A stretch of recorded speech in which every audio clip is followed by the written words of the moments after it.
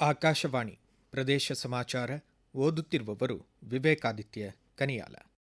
ರಾಷ್ಟ್ರಪತಿ ದ್ರೌಪದಿ ಮುರ್ಮು ಅವರು ಇಂದು ಹೊಸದಿಲ್ಲಿ ವಿಜ್ಞಾನ ಭವನದಲ್ಲಿ ಆಯೋಜಿತ ಭವ್ಯ ಸಮಾರಂಭದಲ್ಲಿ ಒಲಿಂಪಿಯನ್ ಈಜುಗಾರ್ತಿ 15 ವರ್ಷ ವಯಸ್ಸಿನ ಬೆಂಗಳೂರಿನ ಧಿನಿಧಿ ದೇಸಿಂಗು, ಬಿಹಾರದ ಯುವ ಕ್ರಿಕೆಟಿಗ 14 ವರ್ಷ ವಯಸ್ಸಿನ ವೈಭವ್ ಸೂರ್ಯವಂಶಿ ಸೇರಿದಂತೆ 18 ರಾಜ್ಯಗಳು ಮತ್ತು ಕೇಂದ್ರಾಡಳಿತ ಪ್ರದೇಶಗಳ 20 ಸಾಹಸಿ ಮಕ್ಕಳಿಗೆ ರಾಷ್ಟ್ರೀಯ ಬಾಲ ಪುರಸ್ಕಾರಗಳನ್ನು ನೀಡಿ ಗೌರವಿಸಿದರು.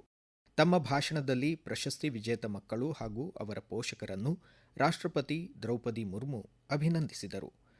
ಪ್ರಧಾನಮಂತ್ರಿ ನರೇಂದ್ರ ಮೋದಿ ಅವರು ಈ ಮಧ್ಯಾಹ್ನ 12:30ಕ್ಕೆ ರಾಷ್ಟ್ರೀಯ ಬಾಲ ಪುರಸ್ಕಾರ ವಿಜೇತ ಮಕ್ಕಳು ಹಾಗೂ ಪೋಷಕರೊಂದಿಗೆ ಸಂವಾದ ನಡೆಸಲಿದ್ದಾರೆ. ವಿಕಸಿತ ಭಾರತ 2047 ಗ್ರಾಮೀಣ ರೋಜ್ಗಾರ್ ಮತ್ತು ಆಜೀವಿಕಾ ಮಿಷನ್ ವಿಬಿಜಿ ರಾಮ್ಜಿ ಎಂದು ಮಹಾತ್ಮ ಗಾಂಧಿ ರಾಷ್ಟ್ರೀಯ ಗ್ರಾಮೀಣ ಉದ್ಯೋಗ ಖಾತ್ರಿ ಯೋಜನೆಯನ್ನು ಕೇಂದ್ರ ಮರುನಾಮಕರಣ ಮಾಡಿದೆ. ಗ್ರಾಮೀಣ ಕೂಲಿ ಕಾರ್ಮಿಕರ ಹಾಜರಾತಿಯ ಬಯೋಮೆಟ್ರಿಕ್ ದೃಢೀಕರಣ, ಮೊಬೈಲ್ ಆಧಾರಿತ ಮೇಲ್ವಿಚಾರಣೆ, ಸಶಕ್ತ ಸಾಮಾಜಿಕ ಲೆಕ್ಕ ಪರಿಶೋಧನಾ ಕಾರ್ಯವಿಧಾನದೊಂದಿಗೆ ನೂತನ ಕಾಯ್ದೆ ವಿಕಸಿತ ಭಾರತ ಜಿ-ರಾಮ್ಜಿಯನ್ನು ಕೇಂದ್ರ ಅನುಷ್ಠಾನಗೊಳಿಸಿದೆ. ಕೊಪ್ಪಳ ಜಿಲ್ಲೆ ಮಾಳೆಕೊಪ್ಪ ಗ್ರಾಮದ ಕೂಲಿ ಕಾರ್ಮಿಕ ಹಾಗೂ ಫಲಾನುಭವಿ ಸಿದ್ದಪ್ಪ ಮಾಳೆಕೊಪ್ಪ ಪ್ರದೇಶ ಸಮಾಚಾರಕ್ಕಾಗಿ ಜಿ-ರಾಮ್ಜಿ ಯೋಜನೆ ಬಗ್ಗೆ ತಮ್ಮ ಅನಿಸಿಕೆ ಹಂಚಿಕೊಂಡಿದ್ದಾರೆ. ಈ ಉದ್ಯೋಗ ಖಾತ್ರಿ ಹೆಸರು ಜಿ-ರಾಮ್ಜಿ ಮಾಡ್ಯಾರ. ಅದರಿಂದ ನಮ್ಗೆ ಹೆಸರು ಸಂಬಂಧಪಡಲ್ಲ. ನಮ್ಗೇನಪ್ಪ ಕೆಲಸ ಇನ್ನು 25 ದಿನ ಜಾಸ್ತಿ ಕೊಟ್ಟಾರ. ಎಲ್ಲ ರೈತರಿಗೂ ಅನುಕೂಲ ಆಗುತ್ತ. ಫಸ್ಟ್ ಬದುವನ್ನ ಹಾಕ್ಯಾರ. ಈಗ ಹೊಲಕ್ಕೆ ಹೋಗೋ ದಾರಿ ಎಲ್ಲ ಮಾಡ್ಯಾರ. ಅದರಿಂದ ಒಟ್ಟು ಲಾಭ ಆಗುತ್ತ ರೈತರಿಗೆ ಅನ್ನೋದು ನಮ್ಮ ಉದ್ದೇಶ ಅಷ್ಟೇ. ಮತ್ತೆ ಈಗ ಹೆಚ್ಚಿಗೆ ಮಾಡ್ಯಾರಲ್ಲ 25 ದಿನ, ಅದ್ರ ಸಂಬಂಧ ಎಲ್ಲ ರೈತರಿಗೂ ಕೆಲಸ ಸಿಗುತ್ತೆ. ಅದ್ರ ಬಗ್ಗೆ ಹಾಗಾಗಿ ಅವ್ರಿಗೆ ಅಭಿನಂದನೆ ಸಲ್ಲಿಸ್ತಾರೆ. ಪ್ರಭುವಿನೆಡೆಗೆ ಪ್ರಭುತ್ವ ಎಂಬ ವಿನೂತನ ಕಾರ್ಯಕ್ರಮವನ್ನು ಗದಗ ಜಿಲ್ಲೆಯಲ್ಲಿ ಜಾರಿಗೆ ತರಲಾಗಿದೆ ಎಂದು ಜಿಲ್ಲಾ ಉಸ್ತುವಾರಿ ಸಚಿವ ಎಚ್.ಕೆ. ಪಾಟೀಲ್ ತಿಳಿಸಿದ್ದಾರೆ. ಗದಗ ಮುಳುಗುಂದ ನಾಕಾದಲ್ಲಿ ರಸ್ತೆ ಬದಿಯ ತುರ್ತು ಸಹಾಯತಾ ಕೇಂದ್ರ 6ನೇ SOS ಲೋಕಾರ್ಪಣೆಗೊಳಿಸಿ ಅವರು ಮಾತನಾಡಿದರು.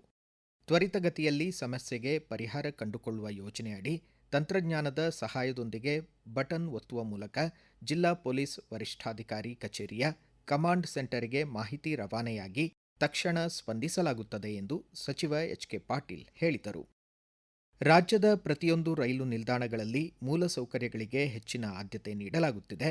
ರಾಮನಗರದಲ್ಲಿ ಹೆಚ್ಚಿನ ರೈಲುಗಳ ನಿಲುಗಡೆಯ ನಿಟ್ಟಿನಲ್ಲಿ ಅಗತ್ಯ ಕ್ರಮ ವಹಿಸಲಾಗುವುದು ಎಂದು ರೈಲ್ವೆ ಮತ್ತು ಜಲಶಕ್ತಿ ಖಾತೆ ರಾಜ್ಯ ಸಚಿವರಾದ ವಿ. ಸೋಮಣ್ಣ ಹೇಳಿದ್ದಾರೆ.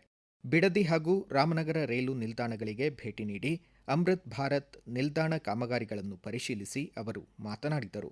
ಬೆಂಗಳೂರು ಸಮೀಪವಿರುವ ಬಿಡದಿಯಲ್ಲಿ ರಾಜ್ಯ ಸರ್ಕಾರವು ಮೂಲ ಸೌಕರ್ಯಗಳನ್ನು ಅಭಿವೃದ್ಧಿಪಡಿಸಿದರೆ ಕೈಗಾರಿಕಾಭಿವೃದ್ಧಿಗೆ ಸಹಾಯಕವಾಗಲಿದೆ ಎಂದರು.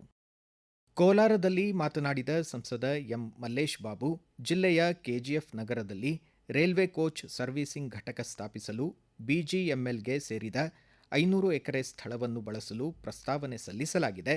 ಶೀಘ್ರದಲ್ಲೇ ಅನುಮೋದನೆ ಸಿಗುವ ವಿಶ್ವಾಸವಿದೆ ಎಂದರು. ರಾಯಚೂರು ಕೃಷಿ ವಿಜ್ಞಾನಗಳ ವಿಶ್ವವಿದ್ಯಾಲಯ ವ್ಯಾಪ್ತಿಯ ಕೃಷಿ ಮಹಾವಿದ್ಯಾಲಯಗಳ 16ನೇ ಅಂತರ್ ಕಾಲೇಜು ಯುವಜನೋತ್ಸವ ಕಲಾ ಸಂಗಮ ಇಂದಿನಿಂದ 3 ದಿನಗಳ ಕಾಲ ಕಲಬುರಗಿಯ ಕೃಷಿ ಮಹಾವಿದ್ಯಾಲಯದ ಪ್ರೇಕ್ಷಾಗೃಹದಲ್ಲಿ ಆಯೋಜಿತವಾಗಿದೆ. ಪ್ರಧಾನಮಂತ್ರಿ ಗರೀಬ್ ಕಲ್ಯಾಣ ಯೋಜನೆಯಡಿ ಬಿಪಿಎಲ್ ಹಾಗೂ ಅಂತ್ಯೋದಯ ಪಡಿತರ ಫಲಾನುಭವಿಗಳಿಗೆ ಪ್ರತಿ ತಿಂಗಳು 5 ಕಿಲೋ ಅಕ್ಕಿಯನ್ನು 2029 ವರೆಗೆ ಕೇಂದ್ರ ಸರ್ಕಾರ ನೀಡಲಿದೆ. ಹಸಿವು ಮುಕ್ತ ಭಾರತ ನಿರ್ಮಾಣದ ಧ್ಯೇಯದೊಂದಿಗೆ ಅಪೌಷ್ಟಿಕತೆ, ರಕ್ತಹೀನತೆಯಂತಹ ಕಾಯಿಲೆಗಳನ್ನು ದೂರ ಮಾಡಲು ಸಂಕಲ್ಪಿಸಿ ಯೋಜನೆಯನ್ನು ವಿಸ್ತರಿಸಿದೆ.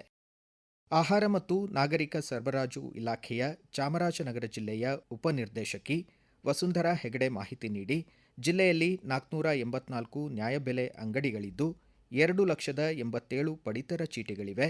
8,83,979 ಫಲಾನುಭವಿಗಳಿದ್ದಾರೆ ಎಂದರು. ದಕ್ಷಿಣ ಕನ್ನಡ ಜಿಲ್ಲೆ ಮಂಗಳೂರಿನ ಫಾದರ್ ಮುಲ್ಲರ್ ಚಾರಿಟೇಬಲ್ ಸಂಸ್ಥೆ ಮುಂಭಾಗದಲ್ಲಿ ಇಂದು ಭಾರತ ವಿಶಿಷ್ಟ ಗುರುತು ಪ್ರಾಧಿಕಾರದ ಕಚೇರಿ ಉದ್ಘಾಟನೆ ನೆರವೇರಲಿದೆ.